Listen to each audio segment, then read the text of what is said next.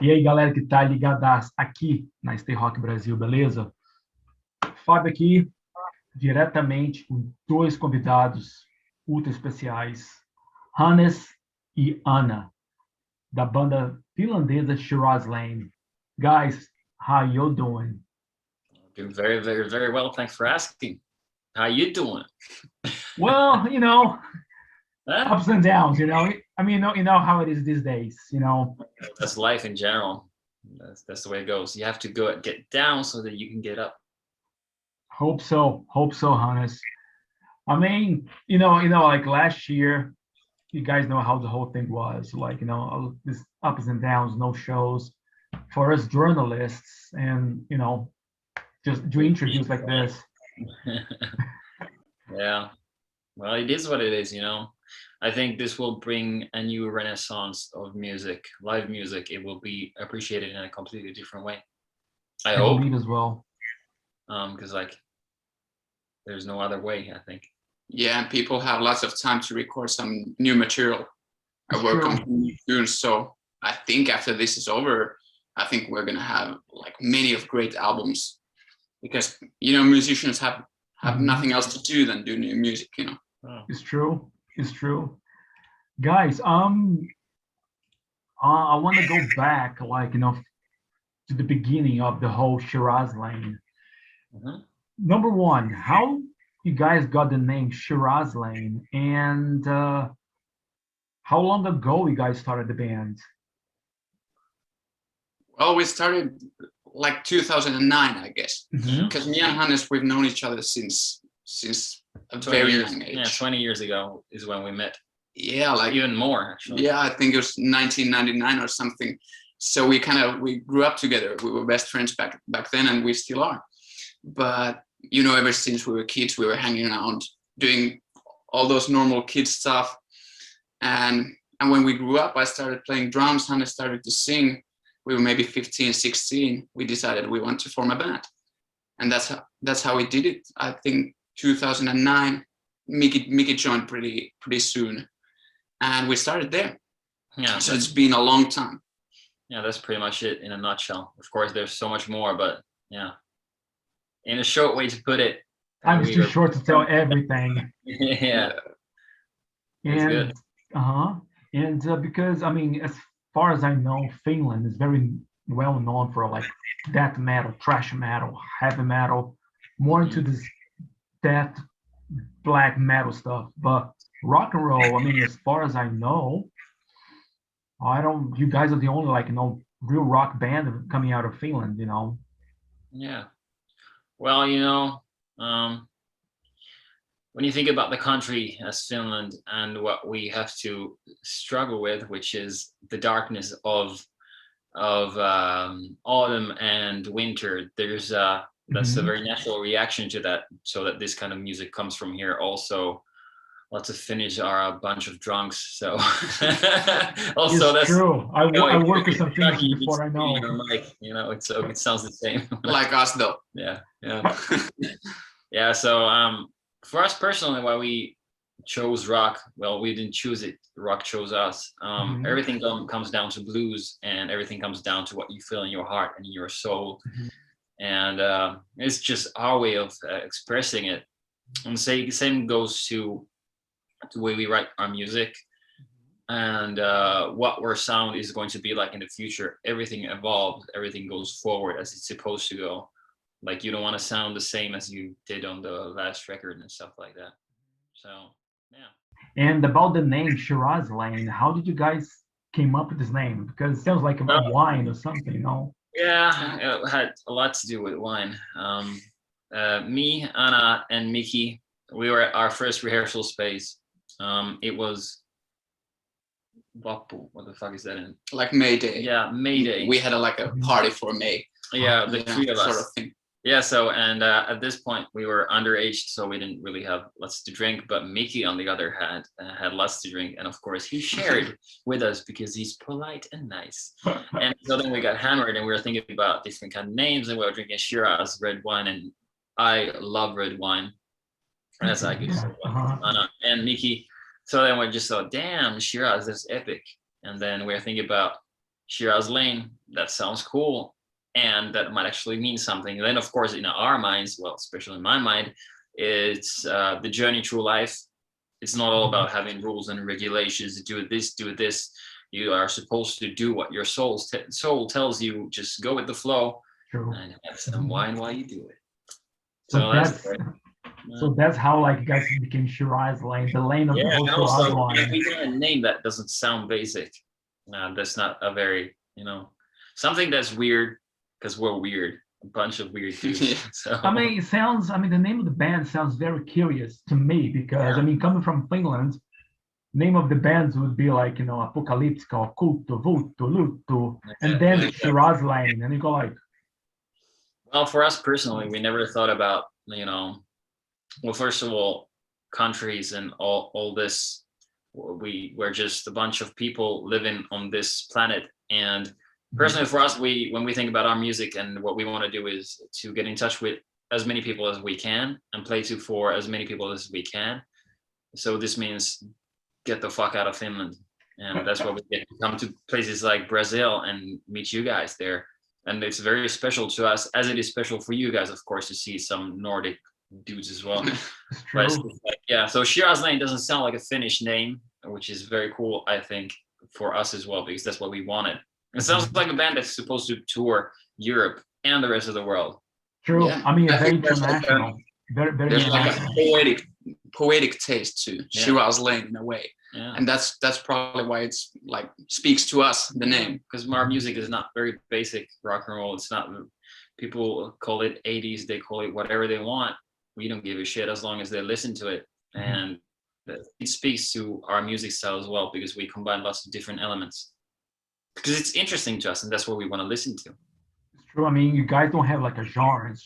You guys just, from what I've listened to, it's pretty much a lot of a combination of different stuff together.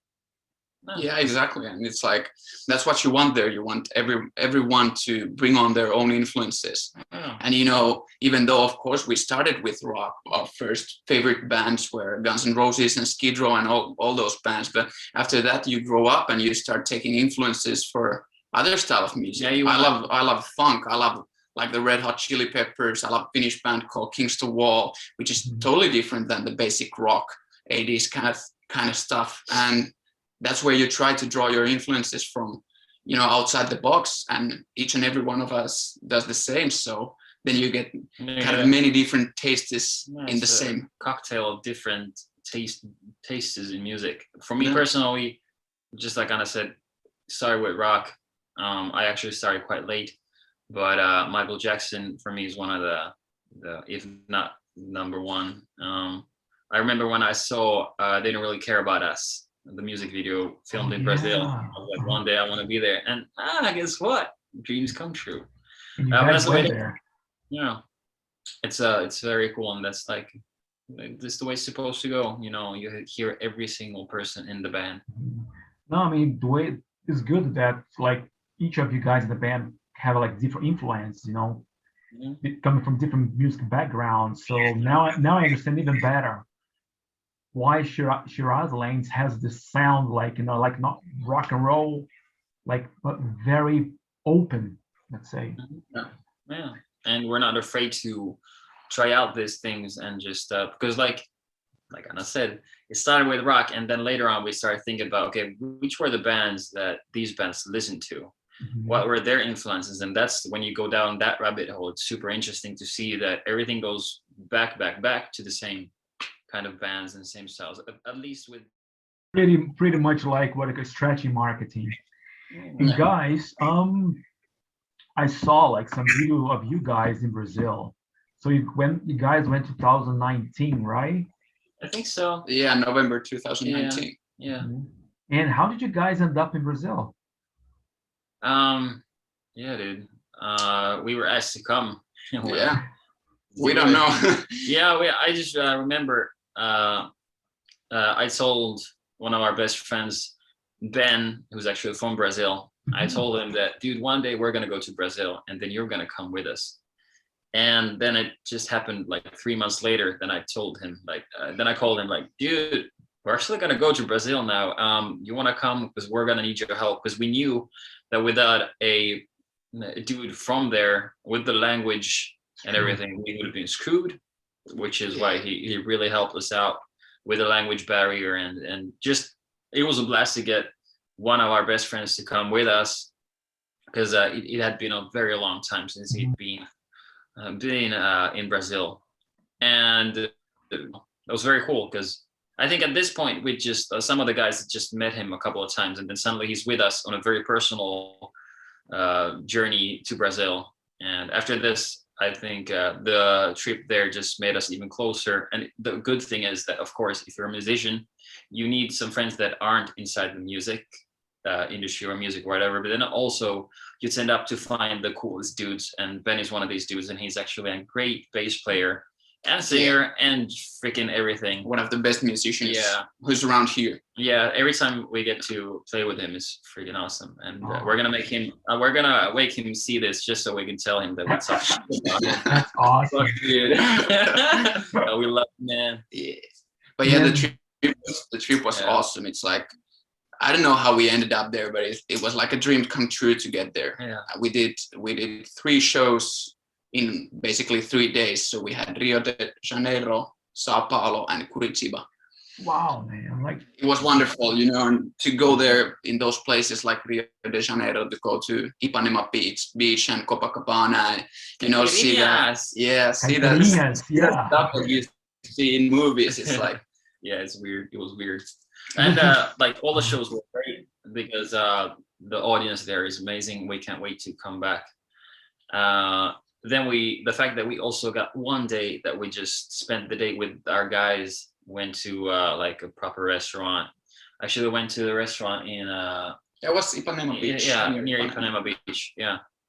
And it was very cool. And then we just got to enjoy, like have a tiny vacation there because most of the time we were just being sleep deprived and like traveling to play a show, and then we travel again. So there the way how I saw, like, the shows that the guys did like pretty much all over Europe, Brazil. I think you guys went to Japan as well, right? We went to Japan in 2000. Japan as well, and I was like, wow. 15, yeah.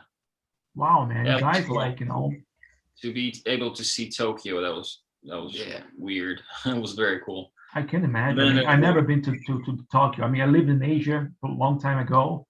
When I used to work with some Finnish people in Thailand, but I've never been to Japan yet. I hope like as soon as Corona is over, I can like fly a little bit. Yeah, there's always a new thing. Yeah, of course. And guys, the album release. You guys released an album. I mean, the first album was in 2016. Yeah, and we'd released our first EP. Well, that was 2015, right? Yeah, 2015. Yeah, so the thing it went down with is that we came out with an EP that we've been working very hard on to produce ourselves, like to write the songs and everything. It took a lot of time doing that, and the sound was epic, very cool. And then we actually got an offer to record the album, to a record deal with our previous record label. But the thing is, then we got like 5 months to write the songs, to record them, to master everything, which was a very cool experience to go through, but never again. But something we had to do, and it was very cool. We learned a lot of things from that, and then we got to tour, and because of this, we got to play with Lordi, with Lordi. the Finnish band Lordi. We did the first European tour. I've heard of these guys before. Yeah, 7 weeks with 7 guys in a camper van. That was pretty fucking hardcore. And the last 2 weeks we ran out of gas, so it was, and we were in the UK during winter. So, the start of winter, I think. Yeah. So that was freaking cold, like very, very cold. We were sleeping in our beds, which we had a couple of beds in the van, but not enough. And with all our clothes on, and we had all our gig clothes in the bathroom. And they were wet like for 7 weeks. And but dude, I'm very happy that we got to experience like a true punk vibe tour, because we got to see it how it is real, raw, without all the hotels and without all these fancy things. Yeah, I mean, there's something authentic on the fact that you're there every night doing a cool rock show for hundreds, maybe thousands of people, and straight after your show you go into your small camper van with 7 people and so little room, you know, smells like shit, and you're tired, I know how it is. 3 guys in the same bed, you know. You don't have any personal space, and but I mean, there's something because it's like a collision of 2 worlds. Because on the other hand, when you're on the stage, you're rocking out, you feel so great, you see all those people, you're so energetic, and then at the same time you're gonna have to travel and you don't get to shower and all that sort of stuff. So it's like the longest break we went without showers was like a week and a half, or almost like 2 weeks without a shower. 2 weeks with no showers at all. Yeah, because we were playing with Lordi, then they have a lot of things to wash off and take off and all this. And then we were 3 bands, like Lordi, us, and Silver Dust. So of course we didn't always have time to take a shower before we had to leave the venue. So then when we were able to take a shower, it was. But yeah, I think that stuff makes your skin more thick. Yeah, that's rock and roll. It's true. It's rock and roll. Guys, still talking about the albums. I mean, how was recording the first album? As you said, was like very choppy. And the second album was released in 2018, right? Yeah. The Carnival Days. Yeah. What was the difference, like recording the second album? Well, the first one we had to write in a rush. But we're lucky that we had some song ideas that we started working on, and the dude that we had producing it, Ben, how is his name pronounced? Well, he's half French, so it's Varon. Yeah, so he helped us with arrangement. It was very cool, and I'm very happy that in the modern days, though, we recorded an album that sounds like it was made kind of in the 80s. That was, of course, not completely what we wanted, but it was very cool, and the songs are good. Personally, as a singer, I learned a lot of things on singing and also on how to produce it in the future so that I get it to sound like the way I hear it in my mind. And this is what we then did with the second album. First of all, we got to record it in Sweden. We wanted to go to Stockholm. We had a Per Aldeheim from there who produced it. It was very cool. And this time around, we took a lot more time to create the vision and to record everything, because there's many layers to recording an album. Everything starts with the songs, so the songs have to be the way you want it to be. Exactly. And then you have to find the right places to record them. For instance, like we're talking about the second album. I'm already gonna be talking about the next album. Dude, the next album, the sounds are gonna be real and so good. Yeah. It all starts with the drums. It all starts with this Tell us all about it. Hey, dude, it's gonna. Yeah, but I think the difference between the first and the second album basically was everything. Everything, yeah. We did everything.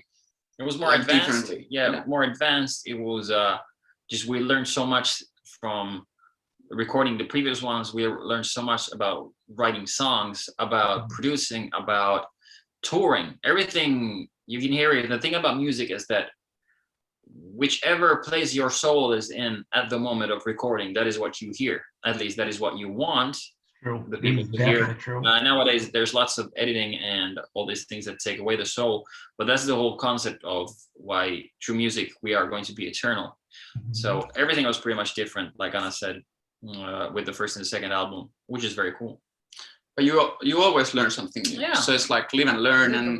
The next album we are even more experienced. Yeah. We have some more stuff that has taught us, you know. So it's like you grow as a musician, and we grow as a band. Yeah. With every single step we make, you know. So. You change. That's the way it's supposed to be, because life is all about change. There's only one thing that is constant, that is change. True. And then the third album, do you guys have more or less like a date to like, well, this date the third album's come out, or still? Are you talking about the EP, or are you talking about the upcoming album? The upcoming album. Yeah. Oh well, we have some plans for the album to come. But like we are pretty much taking it the way music is supposed to be taken, which is everything starts with the art. What's the point in rushing things and then creating a mediocre album when you could have done it your best, taking And time? now we got time. You guys have a lot of time, so yeah. And especially now, the thing is about this whole thing happening around the world.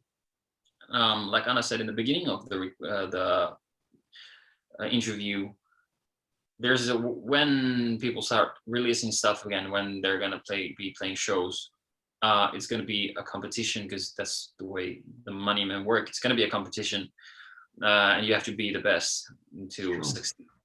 And so why would we now record an album that is decent when for us as musicians, we want to do the best we can?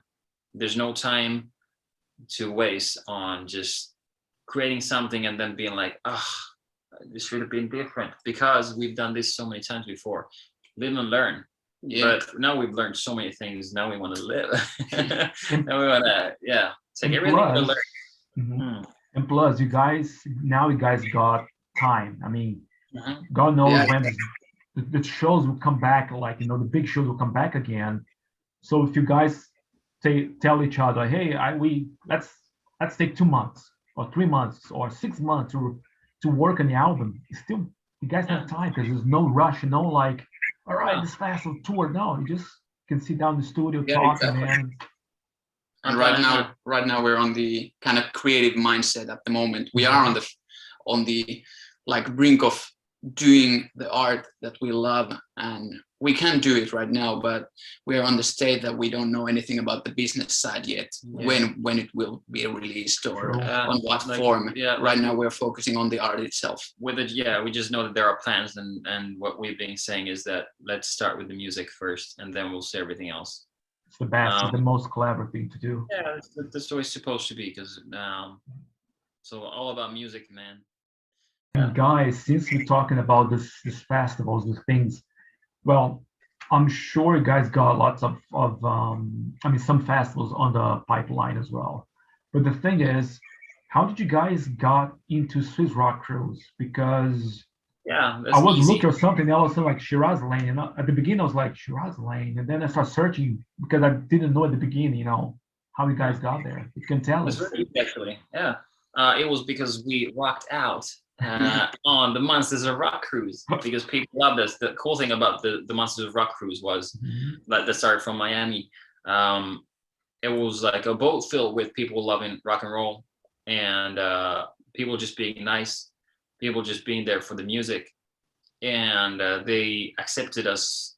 Like we started, our first show was in the smallest venue of the whole place, and then we had another show in a bigger venue. And all the time, what we got to hear from the fans was that they loved us the most. They came there to see their favorite bands, but then they got to see us, and we were one of their favorites, if not the favorite. And it was very cool, which is why then through this we got the Swiss cruise now, and then also there's lots of other information down the pipeline. Ooh, so besides playing with us on Swiss Rock Cruise, you guys also have some gigs pretty much in the pipeline. Well, somewhat, but you need can plans. You guys talk about or? Well, not really, because we know lots of the festivals that we have planned. Some got canceled, some got just maybe next year. So we don't really have any dates. We don't have anything. But personally, it is what it is. Let's just go with the flow and see whatever is going to happen, and things will work out one way or the other. So. It is what it is. There's been lots of postponing, even in festivals in Europe, that you just cannot have a festival in Germany right now, so they postpone it to next year. And this has been the deal for us for the past year, basically, that we are supposed to have gigs next week or next month or you name it, and then it's postponed or canceled. So it's like you really don't know anything for sure at this moment. No. See, no, unfortunately, it's like this. I mean, in Europe, not every country, some countries, small festivals they're allowed to have. Like I think maximum 1,000 people. I mean, especially in Switzerland. As far as I know, in Switzerland, I think maximum 1,000 people is totally fine. Above that, but there's countries as well, like Germany is like zero. In Holland, they have some. I mean, it's a bit complicated. So I mean, in that case, it's good that you guys, like are coming to the festivals in the countries that is allowed to, like, for you guys to jump on stage and just shred it. Yeah, exactly. And it's gonna feel so amazing after like a 1 year break from gigging to be able to play live. It's gonna be awesome. It's gonna be incredible. It's been a while, huh? Yeah, it's been a while, man.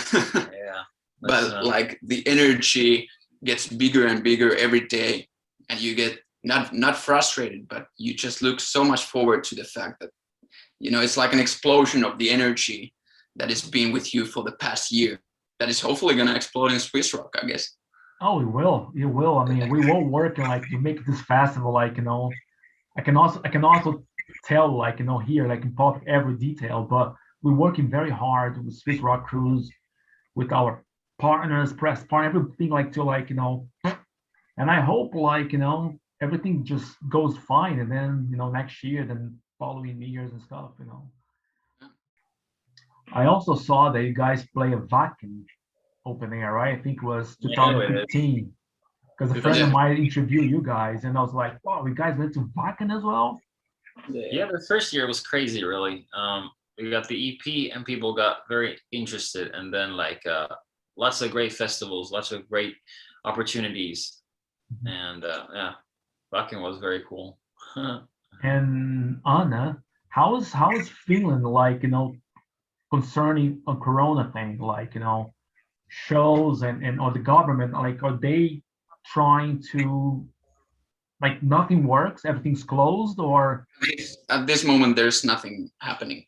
So everything is closed, and there hasn't been any gigs or festivals for the past at least 6 months, I guess.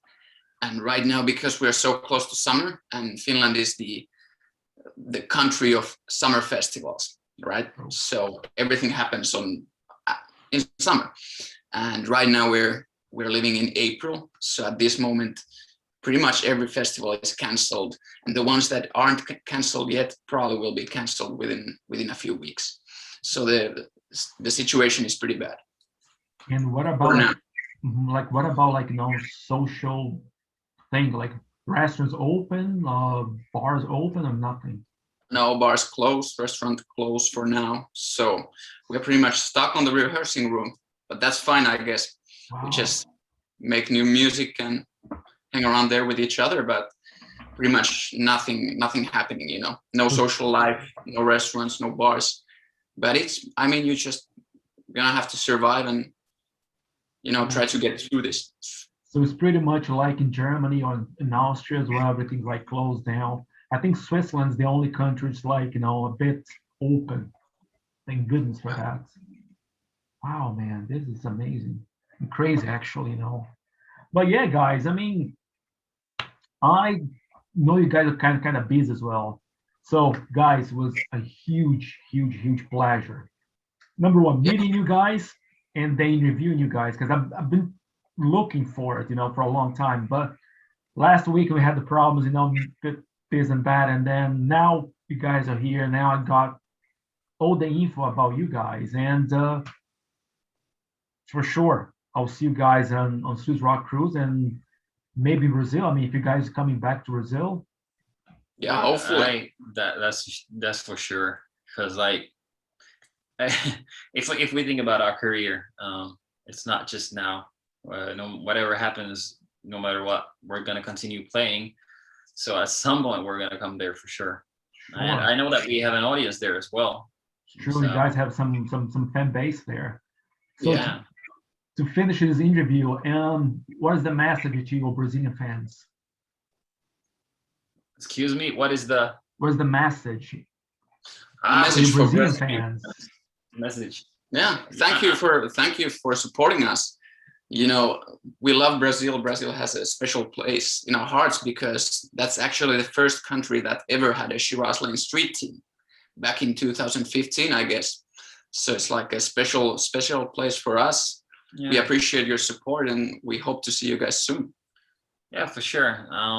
You know, no matter what's going on in the world, just remember to stay true to yourselves. Remember that right now we're living in a world that is very divided.